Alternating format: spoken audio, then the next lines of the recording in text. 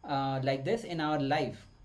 For example, a girl who is afraid to cross a busy street sees her child run across the road and just jumps onto the road to save the child without a thought about her own safety. We should understand how she has lost her fears all of a sudden. The reason that is that the love of her child has awakened the dimension of motherliness in her. It is the same thing with every relationship of love. If the feeling of love blossoms in somebody, immediately all the fears will just simply leave the person's inner space. So this is such a power of love. With this small incidents, which we might have across several times in our life. So this is a demonstration how the powerful is the love, the power of love, where when you are in love, your fear just simply leaves your inner space. Love has the tremendous energy, tremendous power, and so does lust. If you have a lot of energy in Muladhara chakra, it will override other chakras immediately. There will not be any fear in your Swadhisthana chakra, and there will not be any worries in your Manipuraka chakra. These higher chakras will not work when the Muladhara chakra has the full power. Without the person's knowledge, it will unleash the latent unknown potential in him or her. It will spread his potential to the outer world also. Now, that is why from time immemorial, somebody who is in love has the enormous power to even oppose the world society that hinders him. As we must have come across so many stories of the past where love has enormous power to go against the society which hinders that love. There are many such stories in the history where love goes beyond what they could have done had they had not been in love. They see a different dimension altogether in their being in their feeling itself. So Swamiji is giving this example for all of us to understand how love is a kind of power in all of us, and this is most relatable with all of us, or most easy to understand whenever we have the real life example that what happens when the dimension of love is getting awakened in us. And Swamiji said that like just like example he's giving, that when the Muladhara, when we have too much of lust, when we are overpowered by the lust, the worry and fear, they all get suppressed, they do not have power, and Muladhara literally overpowers, and you act something which may have feared you if you are not in the lust. Similar way, when we also, the feeling of love is awakened, you literally overcome the fear. So fear is not able to have any power over you. You do so many things which you could not have done if the love was not there. So that is one way to understand the power of love. Okay, and Swami said that the different people activate different dimensions inside you. So now we are going to understand it from the context of completion, context of experiencing the conscious breakthrough, or rather to say experiencing the conscious possibility using the power of love.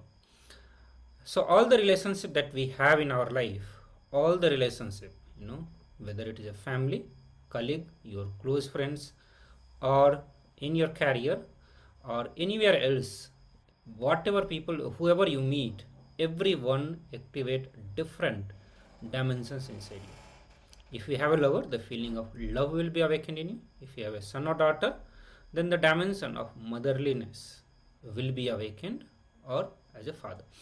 So if your mind is ready to receive the experience of different dimensions, those dimensions will blossom in you.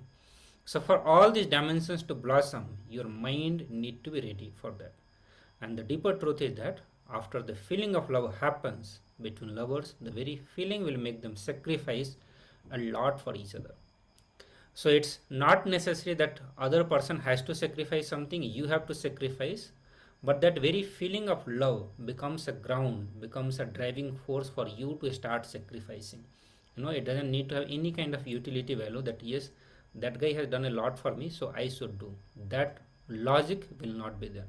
Just because I love, you are ready to do anything for that person. That is the power of love. So once that feeling is awakened, it makes you do, it makes you live for the other person. And it depends on the depth of love that you have. The depth of feeling will lead to that level of sacrifice. To the level of sacrifice you are going to do for the other person depends upon the depth of love you will be experiencing with that person. Further, Swami say that if you are completely open-minded, every person you meet in your life will cause you to blossom further. So every single person is an opportunity for you to consciously expand, but that can happen only if you are open-minded. If you approach a person, what could be the opposite of open-minded? Means you already have certain judgment about the person. So when you meet anybody in your life with a certain judgment, like a kind of closeness will happen. Closeness, you will be closed-minded. And when you meet a person with that person will not be able to add anything to you. He may not be able to help you to blossom further, to have conscious expansion further. If you are egoistic, understand, even your spouse or lover cannot cause you to blossom. So not just the stranger person, even the most closest person whom you think, as your wife or the close relationship that we have, even they cannot do anything to you if you are full with the ego. So understand that we have a great responsibility to create an open and non-egoistic mind before we enter into any kind of relationship. So this is the fundamental principle that we need to apply when we get into any kind of relationship. We already have so many relationships and we continue to get into various relationships. Okay, this relationship does not mean like just having a boyfriend-girlfriend relationship, but any kind of relationship that we get into life, and it is our responsibility that we should be open-minded, non-egoistic before we enter into relationship.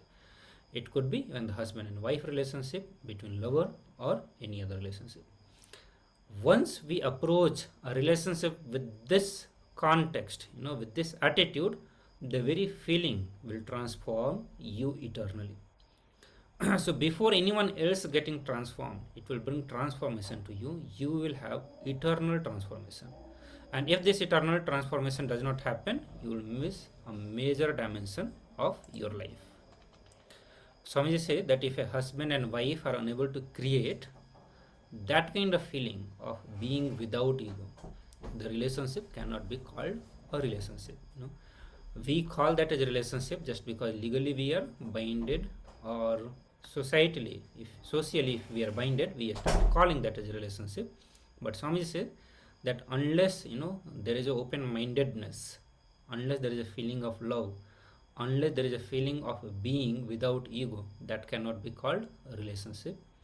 It is similar to the physical relationship in animals. That is the kind of relationship we will have. A true relationship is nothing but creating the transformational impact on the being or at the feeling level with each other. So whenever we get into any kind of relationship, that is how we should be judging that whether relationship is a true or it is a superficial relationship. If the relationship is causing some sort of transformation, at least at the feeling level or at the being level, if that transformation is happening, then only there is a relationship.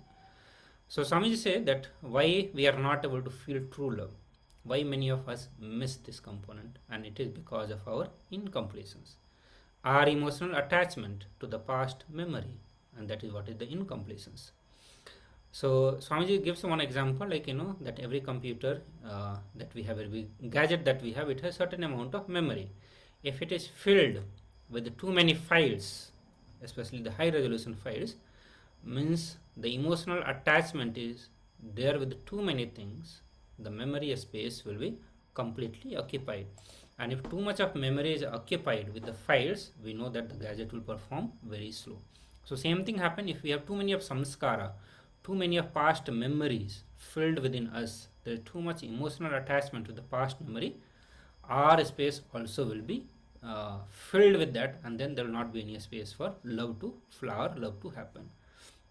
And actually we will not have enough energy because all our emotional energy is taken away by the past incidents or the people who are in our memory.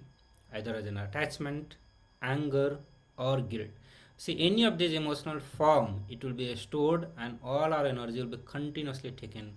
Means, you'll be spending so much of time thinking about that person with a lot of anger and thinking how to take the revenge or what all happened with that person. And in all those fantasies, all those thinking, so much of your energy will be completely wasted.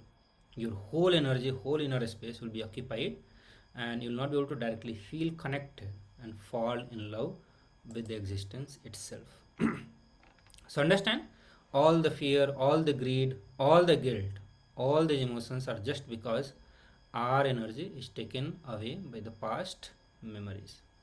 These high resolution pictures, these emotions, the attachment to the past, it will come up again and again in the inner space. And that is why we will not be able to completely relate with the present moment, because we are always filled with the past moment or its projection in the future. And because we will be continuously busy between these two, we will not be able to live in the present moment with the pure consciousness, with the pure being. Neither will be able to relate with anyone else in our life.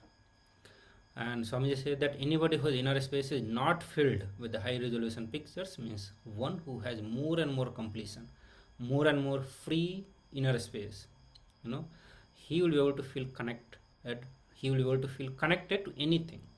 And if our inner space is filled to too many things related to the past, we will not be able to feel connected with anything also. So understand, our inner space is not available to the present moment, and that is the main cause why we do not feel the love. That is why we are not able to relate with others with the experience or the emotions of love. So we can only love or feel connected to the people or object falling in tune with the past memories we loved. So if we can drop the emotional attachment to the past, suddenly we'll see that we have so much of inner space available to us.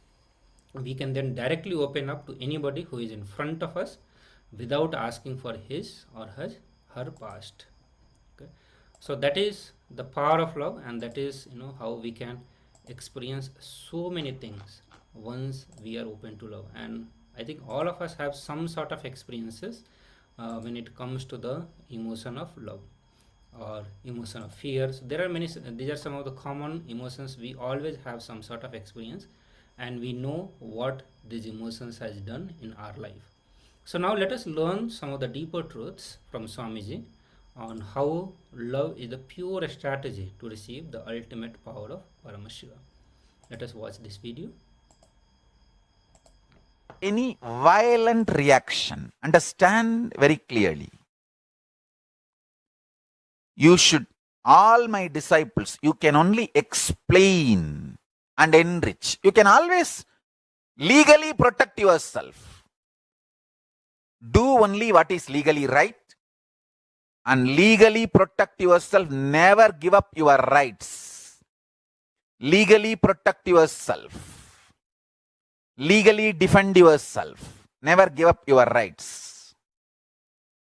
And third important thing, never powerlessly react. For example, if a celebrity or an important media person or a guru or a politician, they make an abusive statement about us during these times, be very clear, they are ill-informed, they are misinformed. Don't think they are our enemy. They are not our enemy. They are just ill-informed, misinformed. So either send the right informations to them or try to reach out to them through social media, some way, asking for time to explain our side story. Always go for presenting our side story, informing them properly,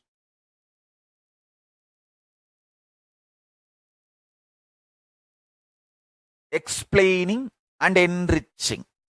Never react and try to hit at them or try to use words against them, try to do something foolish. if you try to do something foolish like trying to criticize them, use strong words against them, you are making a permanent enemy. Understand? A temporary misunderstanding should never be converted into permanent enmity. And one more thing, we should all know, many of the celebrities, whether political field, religious field, or any field, when they grow up, many people support them, help them. Any one of them would have asked, hey, make a statement about this. Then what they will do? They don't have time to thoroughly study all material. They would have just, hey, you brief me what I am supposed to say. Then they will just make one or two statements. We should not make enemies due to the temporary, ill-informed, misinformed, less informed statements from people. Understand this. Immediately don't try to make a memes, because you can make a memes. These memes, moms are the problems. Wait, keep quiet. Make memes only to explain our side, enrich our side. Absolute non-violence and responding only from powerfulness. That is the first and foremost fundamental way to exist. That's a way to receive the Parashakti and manifest as Ishvara Shakti. Listen.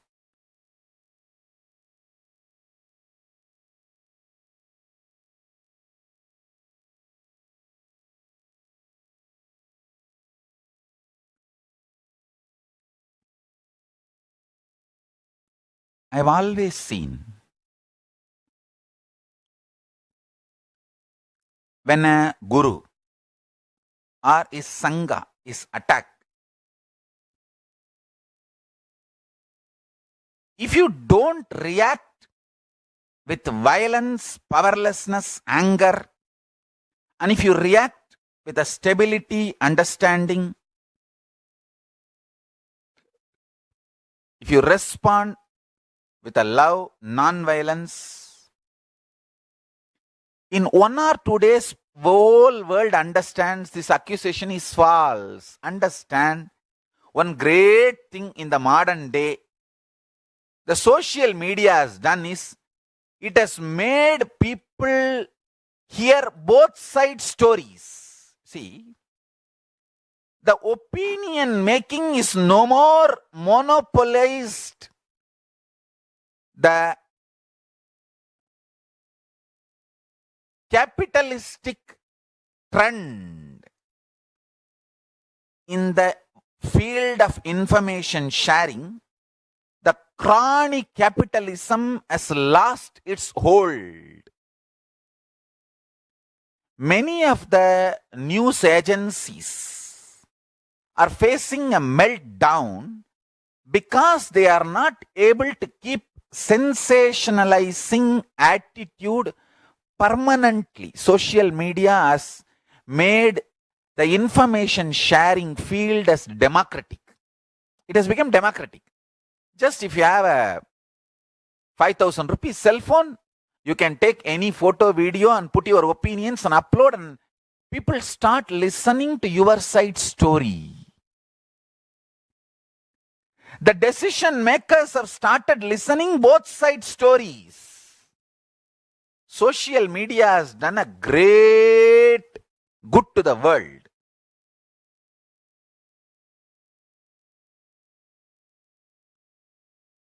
The information sharing has become democratic. It is no more under the hands of chronic capitalists. You don't need a huge setups, infrastructures. And just because you invested so much money and made already huge infrastructures, OB vans, televising stations, satellite channels, all that, you can't go on be lying. It is all over. Those period is over. It's all over. People have started analyzing. People have started understanding. So be very clear. You do not need to be violent. You do not need to be angry. Just be purely loving. And I want to tell you one more thing. If you are very loving and cool, you can work more number of hours. You can peacefully explain to people one by one, and go on enriching people one by one, I tell you.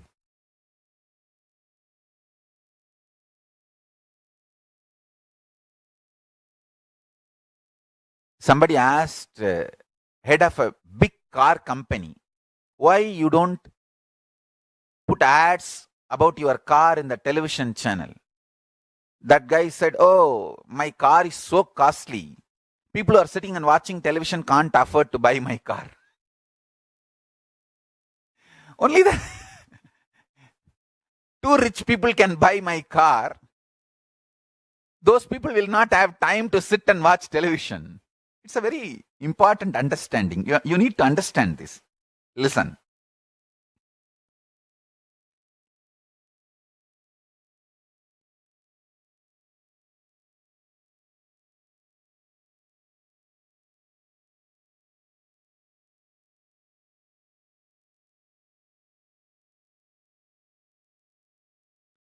See, in those days, if somebody is lean, thin, we used to tell, oh, maybe poor guy. See, poverty is so lean and thin. But nowadays, if somebody is too fat and obese, big belly, we should say, oh, poor guy, I think he eats cheap food. See how poor he is, so fat. Understand? In those days, if somebody is lean and thin, we say, oh, poor guy, see how lean and thin he is. Maybe he is lower middle class person. But nowadays, if somebody is too heavy, big belly, fat, I think he is a real poor guy. Eats all the cheap food and becomes shit bag.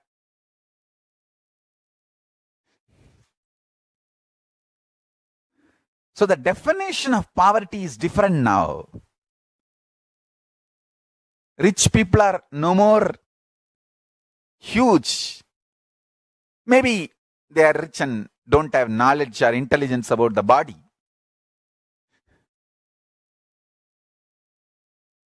Or don't have time to maintain the body. Anyhow, listen to this great truth. Do not get agitated or react just because somebody is making a statement.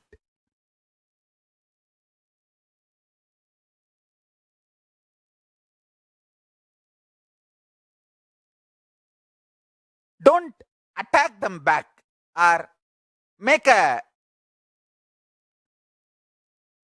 strong statement.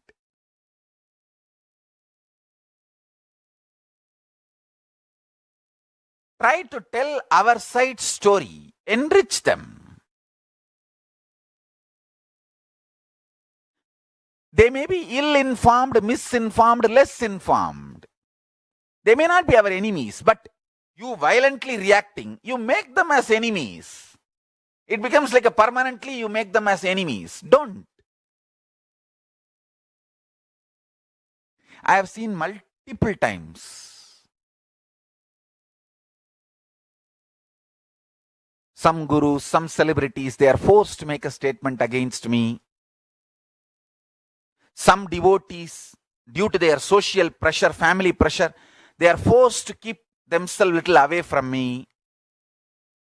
You should not be angry. Understand that. There are some people, during this crisis, no other way. They have to remove the kantamala and keep it out. That does not mean they have removed me from their heart and kept out. Just keep quiet. Wait. Don't immediately accuse them. Oh, they dropped Swamiji and went away. No, wait. People have to live in society.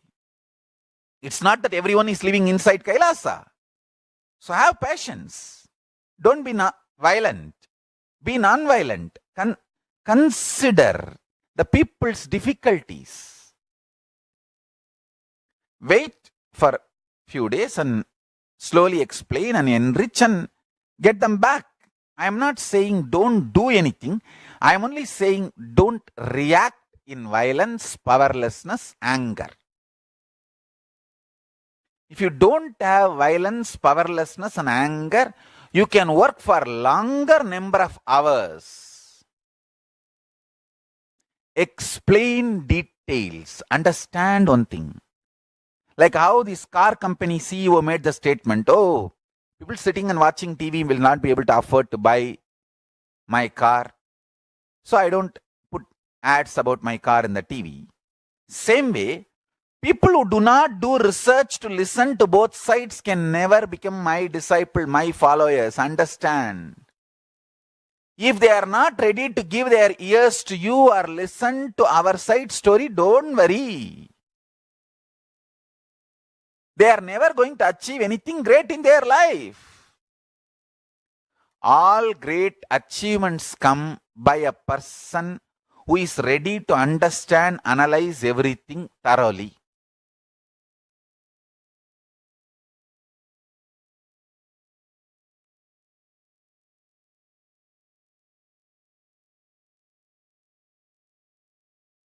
I want my devotees and the whole Sangha to understand this. Have tremendous patience.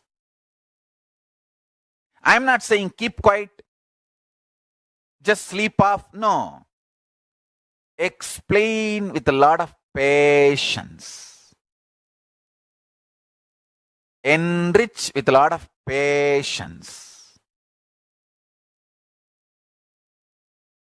How I am doing every time.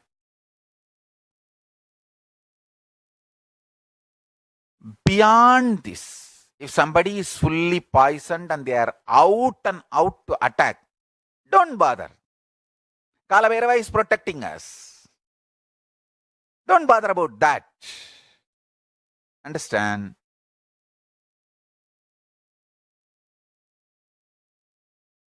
We are not that weak.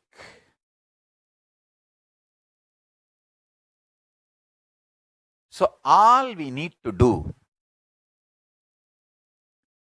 do not react out of anger and violence, do something stupid.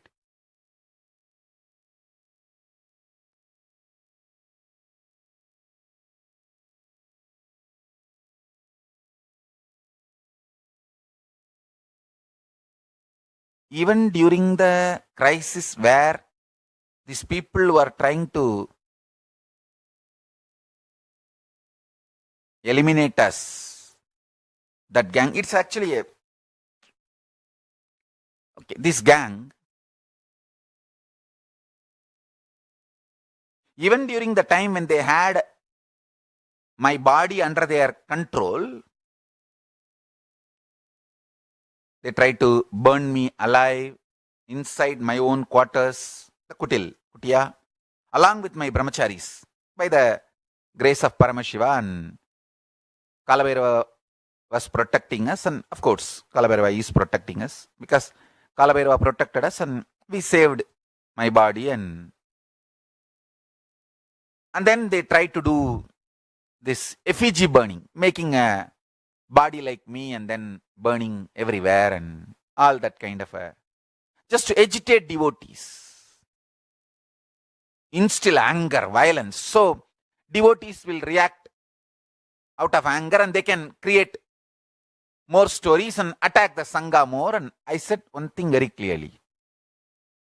Even if you are beaten, attacked, protect yourself only legally. Do not react. Do not respond violently. Do not respond anything illegal. Always protect protect yourself only legally, legal. Non-violent way. Because they are waiting for fodder. Understand one thing.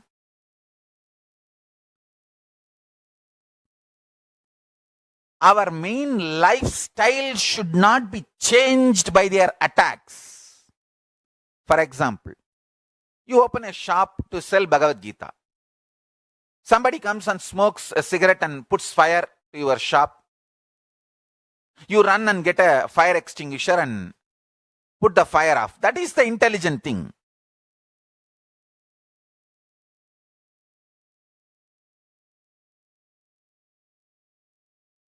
Protect yourself and continue to sell the Bhagavad Gita. If you become angry, agitated, violent, and not just putting out the fire and go and put a fire extinguisher on everybody who is smoking, your whole life course, lifestyle will become different. That is victory for them. Don't do that. Understand? See, people are attacking us. They are trying their best to stop what I am doing. 20 years now. Every morning religiously sitting and going on talking what I want to talk.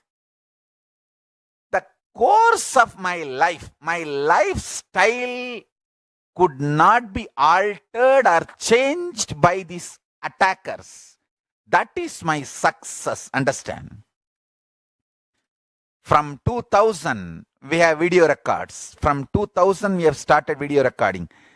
The evidence, video records of my satsangs. Now it is 2019. 20 years. Comfortably, I can say one of the Hindu gurus who has spoken large number of hours. If we place all the Hindu gurus who have spoken large number of hours and list it out, surely I'll be in one of them.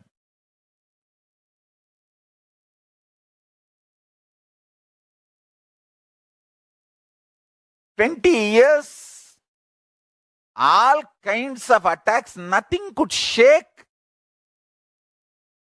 my core purpose of life.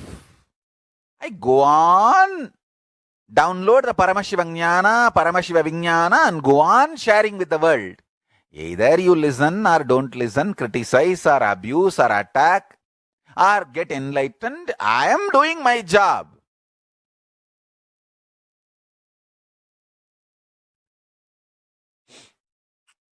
That is my success. Understand? Because I never reacted violently.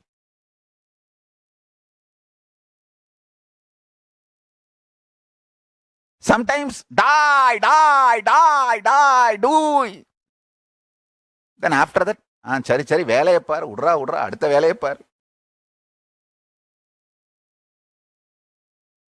Nama velaya chevam baba, udappa.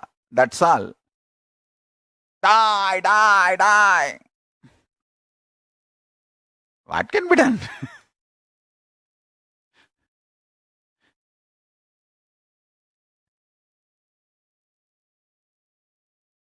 Ramakrishna used to say that snake can maximum hiss to defend itself, but it should not bite.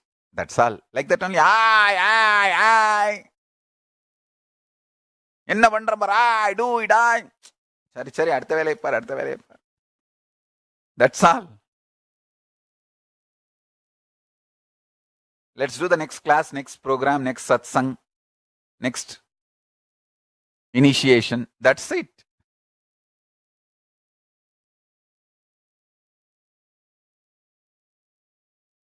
The attackers, people who are attacking us, people who have enmity on us, for them full-time job is attacking, having vengeance. But for us, that is not full-time job.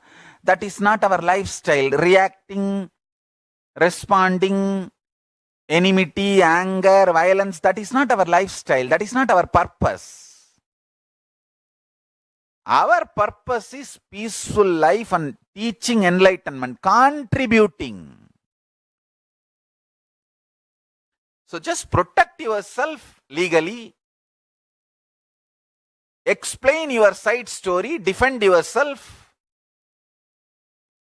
go on enriching people, and start doing your enlightenment work. That's all.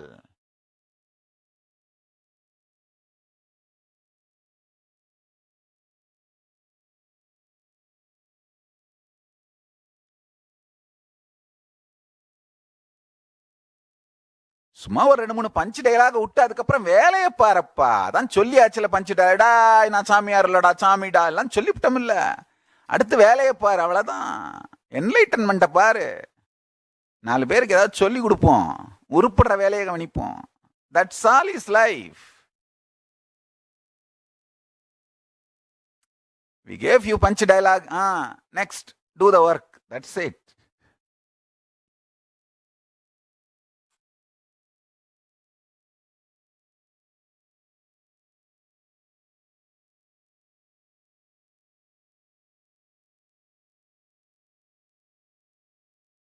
Understand?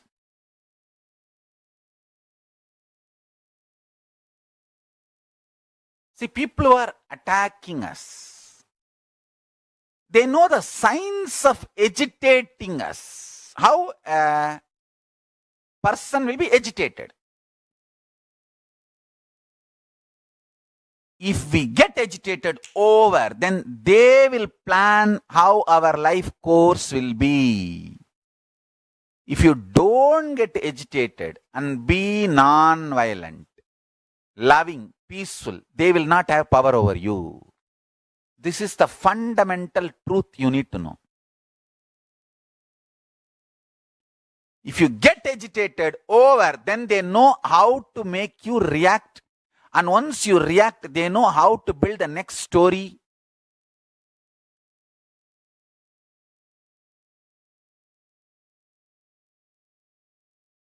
Suddenly somebody is telling, I am not even a Hindu. ஐயோ என்னடா இது, பெரிய தலைவலியா போச்சே, பொறப்பே தப்புன்றானுங்களே, இது என்னடா பண்றது? சரி ஓடி ஓடி ஓடி தேடி பார்த்தா கடைசியில என் பர்த் சர்டிபிகேட்டே இல்ல, என்ன பண்றது?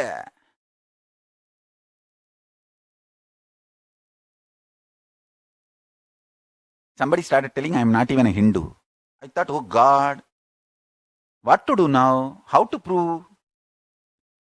Because, no, in my village, where I am born, it was a small clinic kind of a place where they do the delivery. And I don't know how to tell that small clinic did not record my birth. There is no notebook or there is no written record of my birth. I am not born. Of course, spiritually I am neither born nor die. But now what to do? We have only one, that Jataka Patram, where the nakshatra and tithi and month is documented. And the funny thing is, in Hindu system, that nakshatra and tithi will come in 2 days. So you do not know this day or that day. Sometimes the same nakshatra will come in the same month 2 times. So you do not know first time or second time. Hare, what to do?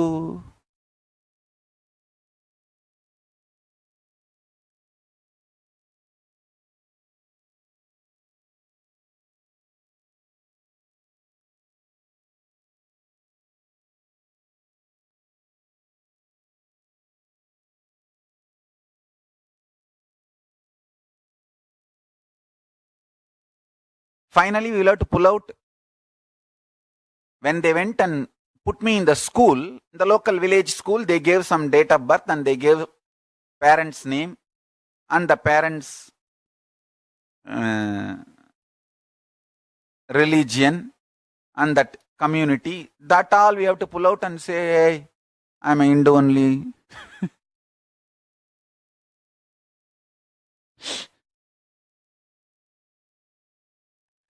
All right.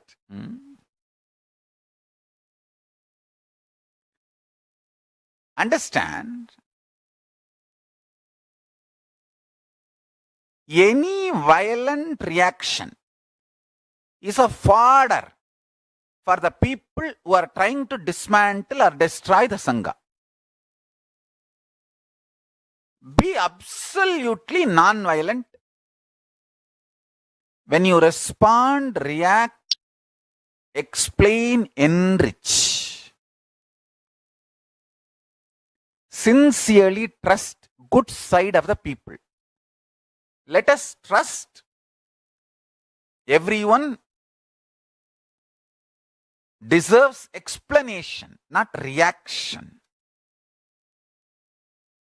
Whether it is some celebrity making statement against us, or a devotee keeping the Kandamala inside, anyone needs enriching, explanation. No violent reaction, no violent response. And I am telling you,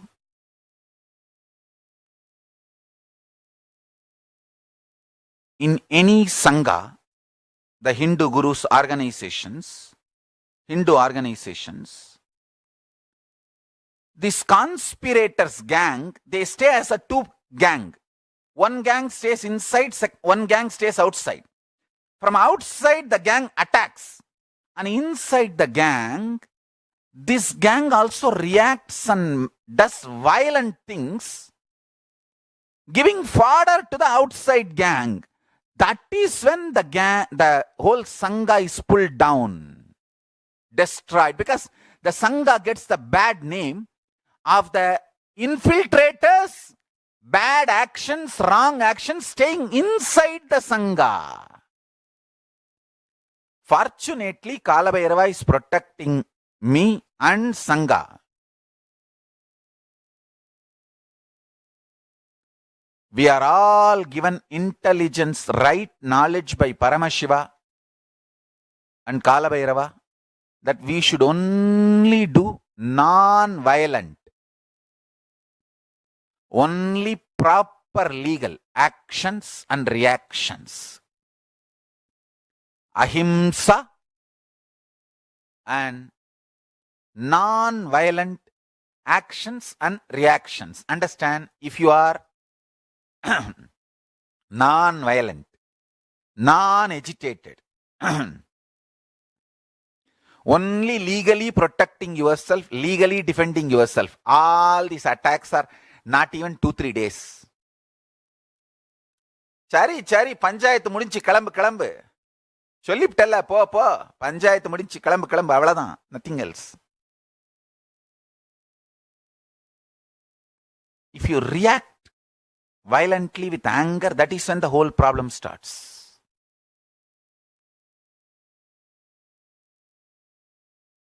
That is when the society, everyone takes negative view. So do not react with anger, with violence. Protect yourself legally. Defend yourself legally. Don't give up your legal rights.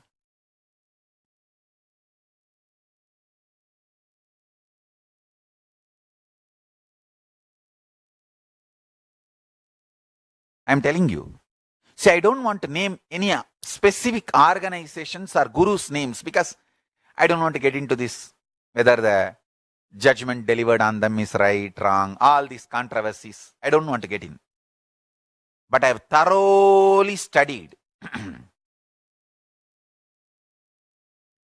national, international Hindu gurus, organizations, multiple successful, failure, looking successful externally but failure internally. There are organizations, large, looking very successful externally, but internally there is no ideology, there is no inspiration, there is no setta bambu, sotta pasanga. Same way there are some organizations.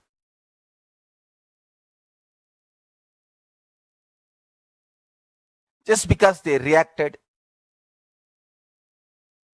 they have been destroyed. The primary crime was not committed. The crime about which they have been accused, their guru was accused, was not committed. But due to their reaction violently, they are destroyed.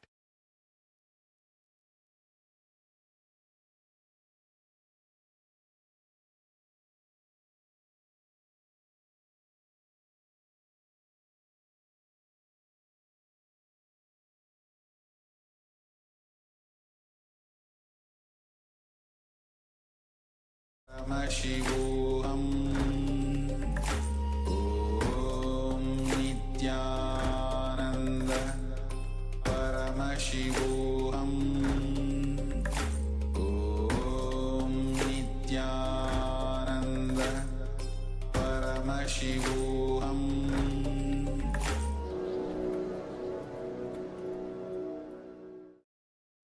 Listen. In every action, bring intense love.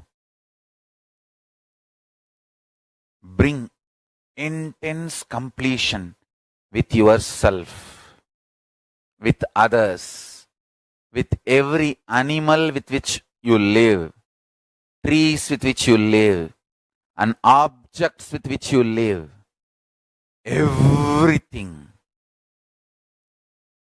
With your home, with your team, with your family, with your friends, with everyone, bring complete completion. Don't try to complete with abusers. They will try to poison you.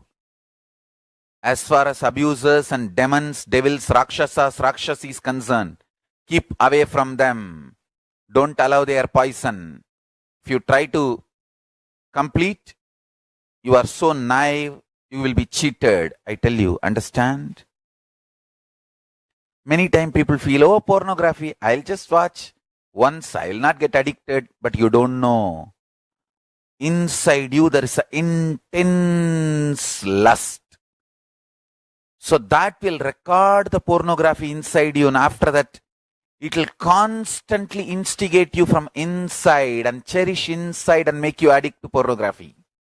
Same way, inside you there is an innate violence, anger, throwing tantrum to your mother, throwing tantrum to your father, throwing tantrum to your teacher, throwing tantrum to everyone, throwing tantrum to life itself. Just the kick of saying no, abusing, destroying, destructivity, and trying to be proving yourself as some identity by destroying, that deep violence pattern is there in you.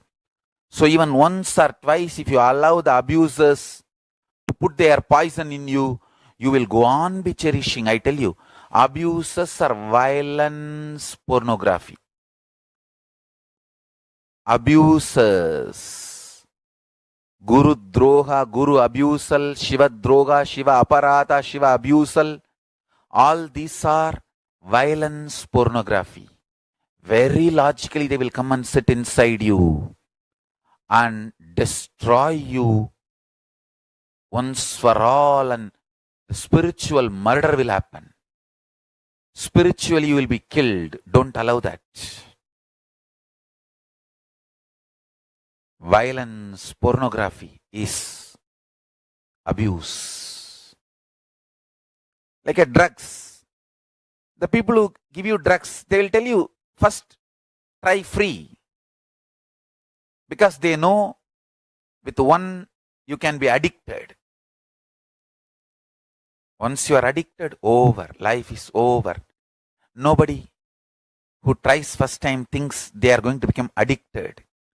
Only after they become addicted, they realize they have gone too far. Same way only.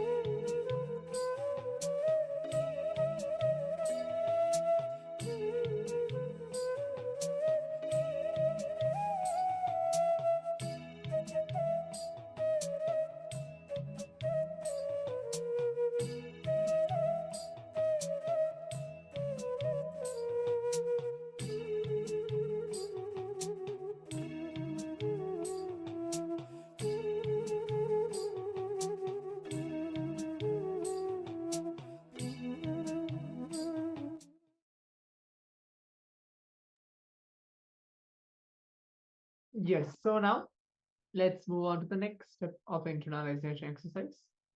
Just sit and meditate with a deep and the sacred feeling. Anything can become sacred when you are respectful and feeling connected to it.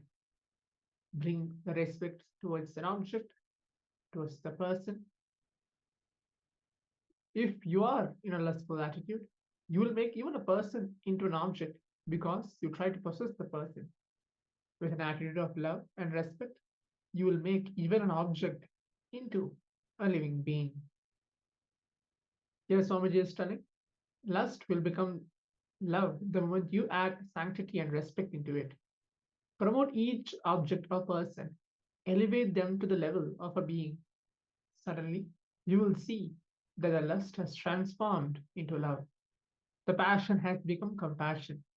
That every relationship is such an ecstasy, and you experience real love.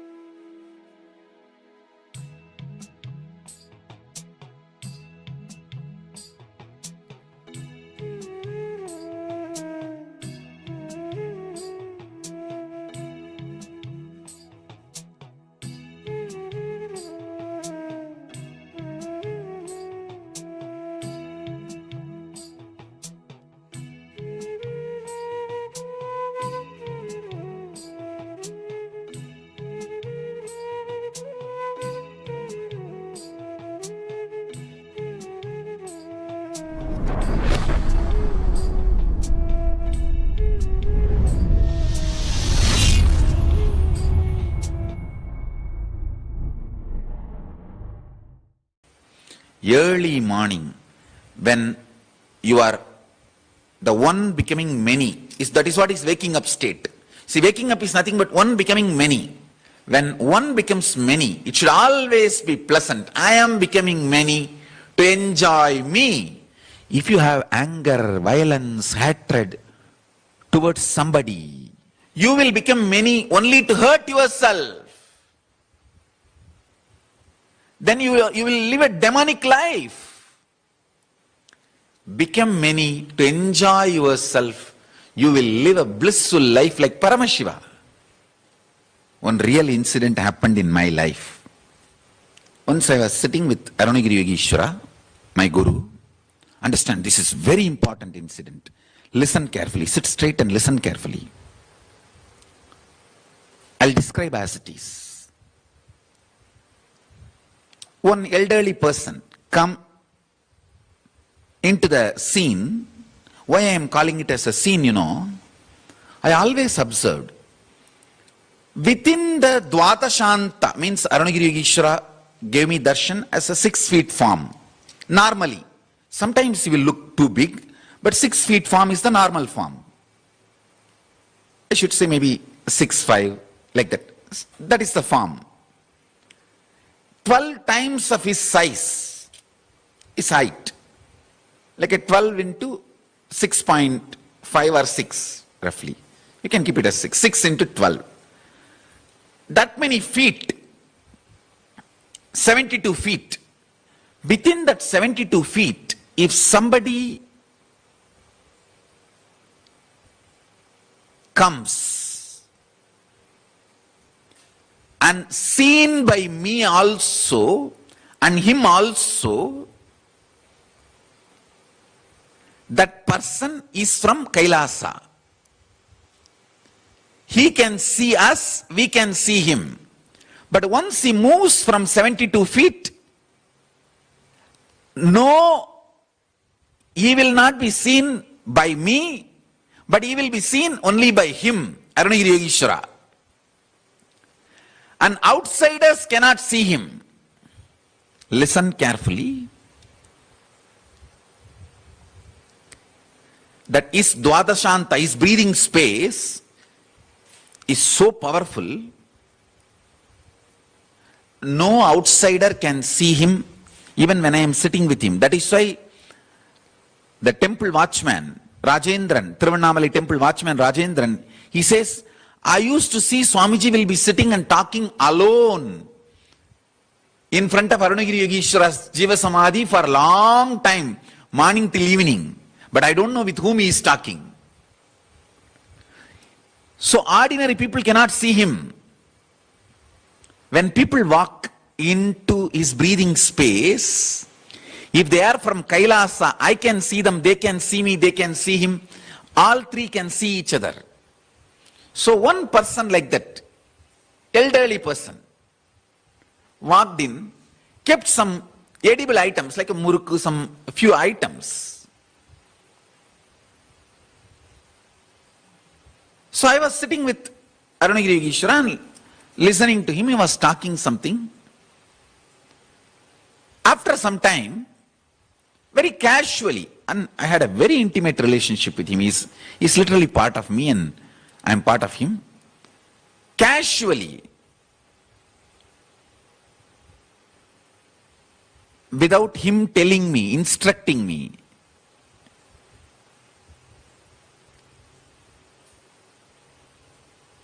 this is the place where I used to usually sit with him. Exactly the place where I am sitting, he used to sit. And I'll sit the next step down. This is the place where we usually sit and have interactions. Listen carefully now. Now let me tell you. Casually, I took that murukku, some items, and put it in my mouth and started eating. He was teaching something very powerful. And he uttered some mantras, very powerful sound mantras. But I was trying to crush the murukku in my mouth, because of that murku sound, I did not hear that mantra. So I just asked him, means to repeat the mantra. He is an extremely sweet person. He became ferocious and said in Tamil, Tingarada nirthu. Literally my whole being was shaken. He told, Tingarada nirthu. It means, literal translation is stop snacking. That snacks, when you eat, that process is called Tingaradu. That which makes sound, the murku and all that snacks, Indian snacks, when you eat, it will make sound in the mouth. So because of that sound, I missed some of the mantras he was uttering. Actually, if you eat murku, you will understand exactly what I am saying. The sound which your mouth, the sound which murku makes inside your mouth, you will not be able to hear others talking. So I missed some syllables, some of the bija mantras, and asked him, means when I just said, it means I am asking him to repeat. I missed the sound, so please repeat. He became so ferocious and very strong screaming voice. Tingarada nirthu. Fortunately, he has already blessed me with a simple obedience. Just my spontaneous reaction was, I spat the whole thing. Means I just spat the whole thing, threw the whole thing out. And the next thing I did, I just picked up his finger and put it in my mouth to remove whatever is stuck in my mouth, to make sure it doesn't go inside, it goes outside. So whatever, I took his finger and put it in my mouth to clean. Let all that go out. Let your instructions be absolutely executed by your grace. I am here with absolute simple obedience. I did not think and do all this action. I just know simple obedience. And no anger, no reaction, no fear, no violence, no resistance, nothing. Actually, he was screaming, ferocious with me. I was very romantic. The romance was my response for his ferociousness. Will you have a guts when even your mother or father screaming at you, will you have a guts to pick up their hand and put it in your mouth and clean your teeth? Fortunately, he has blessed me with absolute simple obedience.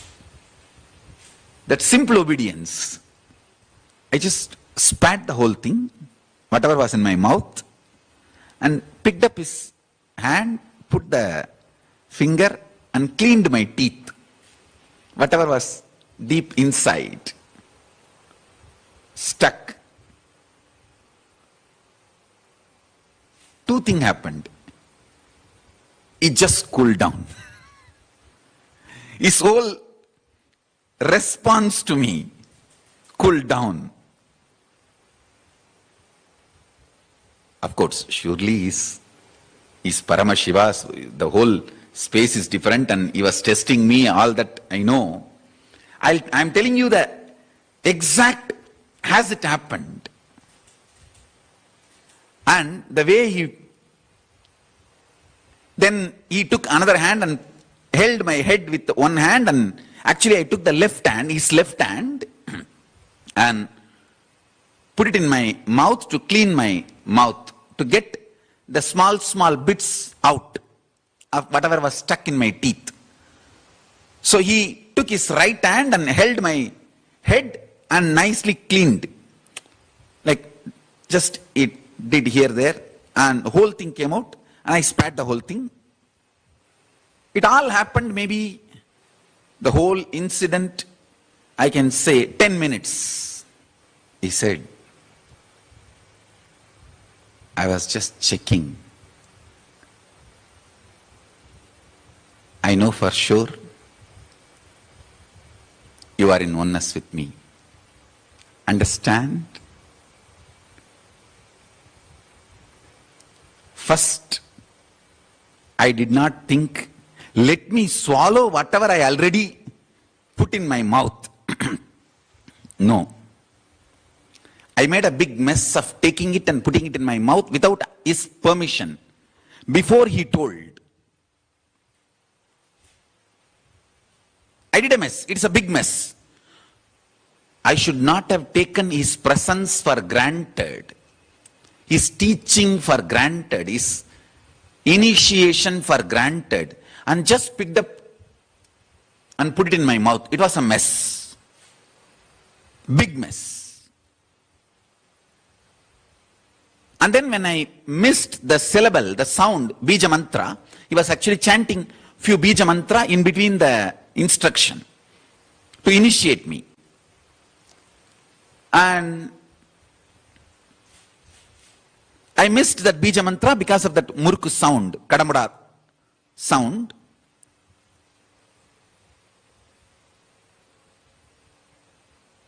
When I asked him,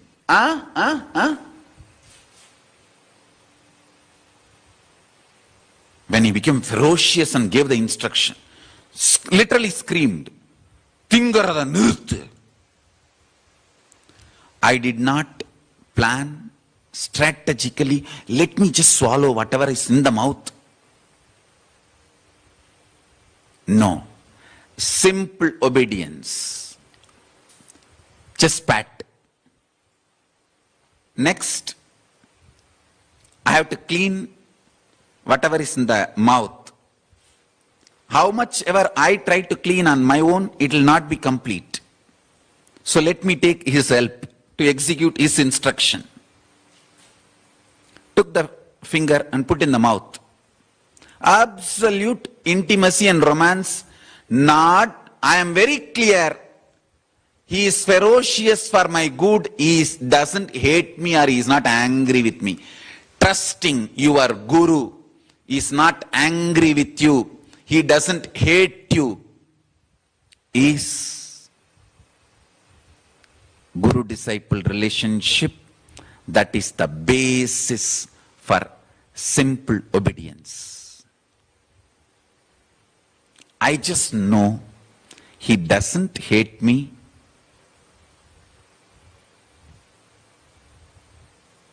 He is not angry with me. He is just training me. And the whole thing only opened up in me as an intense love and romance. So I just picked up his hand, put it in my mouth and started cleaning my mouth, requesting him to help me to execute Guru Vak, his instruction. He was ferocious. His ferociousness invoked intense trust and romance in me. That is the source of simple obedience. Simple obedience. Not strategic. Not thinking, oh, let me swallow this much, I will not put next hand in my mouth. Next handful I will not put. I will not take more, but whatever is in the mouth, let me swallow it. No. Simple obedience. No justification. No anger. No violence. Simple obedience. After cleaning my mouth, actually he held with the right hand my head and with the left hand he cleaned.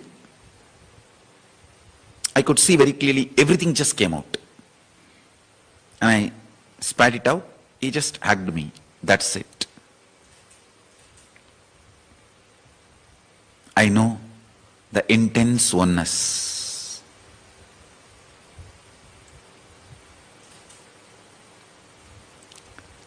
I bless you all with this oneness, keeping Arunagiri Yogeshwara as a witness. I am bringing that Akashic record from past to present and making it happen with all of you. Let all of you experience this oneness with Arunagiri Yogeshwara. I am blessing all of you, every one of you.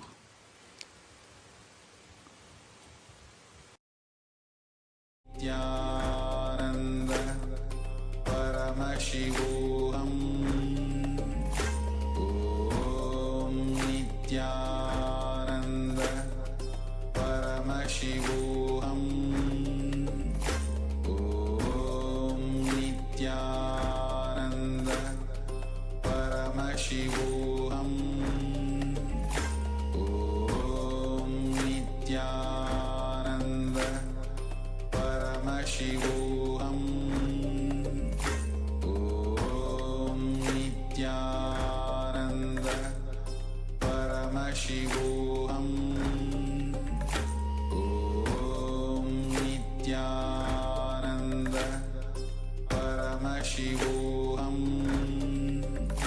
Om Nityananda Paramashivoham Om Nityananda Paramashivoham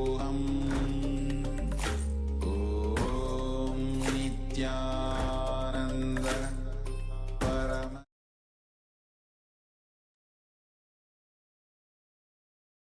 Yes, so as we have finished the internalization exercise, I hope each of the participants understood.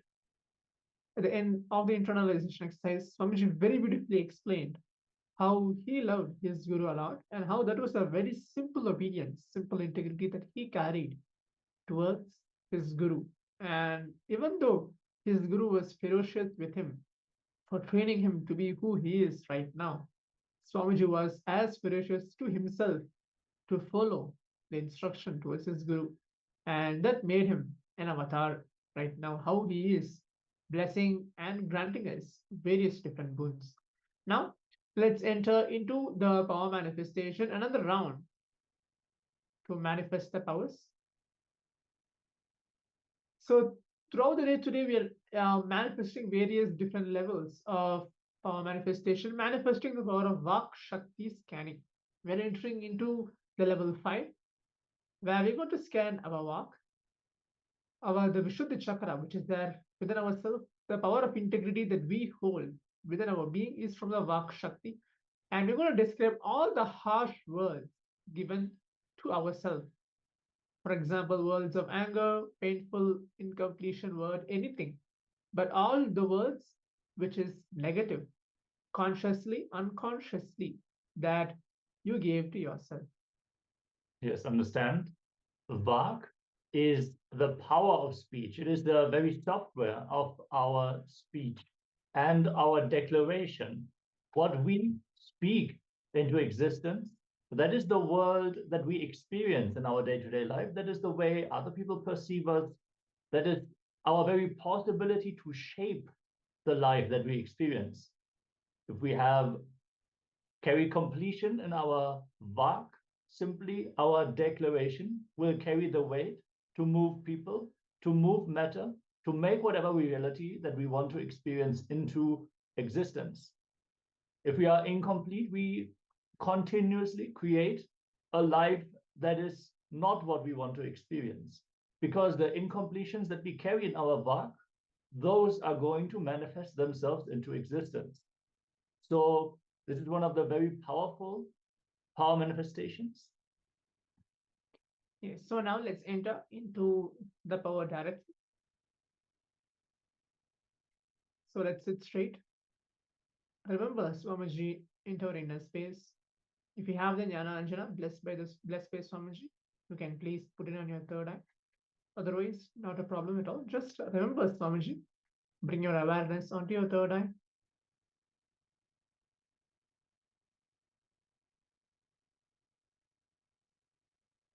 Scan your throat center, the Vishuddhi chakra, for all the negative words you have used against yourself.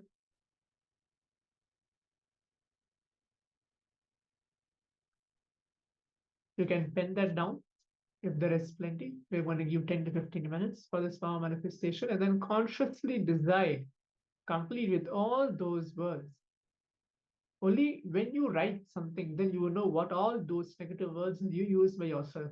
Some of us can just think, oh, maybe these are few words I consciously carried within myself using all these negative words, but we don't know how many of those words are actually impacting our system, impacting our body, impacting us in our day-to-day life. So it's good for all of us to pen down all the negative words you've used against yourself, consciously or unconsciously, and then decide from now, just by remembering Swamiji, deciding to drop everything and live in the space of completion. So let's begin now. Continuously start chanting the Mahavakya. Om Nityananda Paramashivoham. Om Nityananda Paramashivoham. Om Nityananda Paramashivoham. Om Nityananda Paramashivoham. Om Nityananda Paramashivoham. Om Nityananda Paramashivoham. Om Nityananda Paramashivoham. Om Nityananda Paramashivoham. Om Nityananda Paramashivoham. Om Nityananda Paramashivoham. Om Nityananda Paramashivoham. Om Nityananda Paramashivoham. Om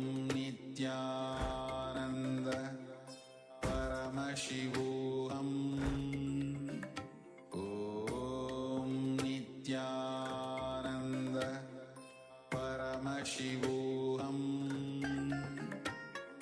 Om Nityananda Paramashivoham. Om Nityananda Paramashivoham. Om Nityananda Paramashivoham.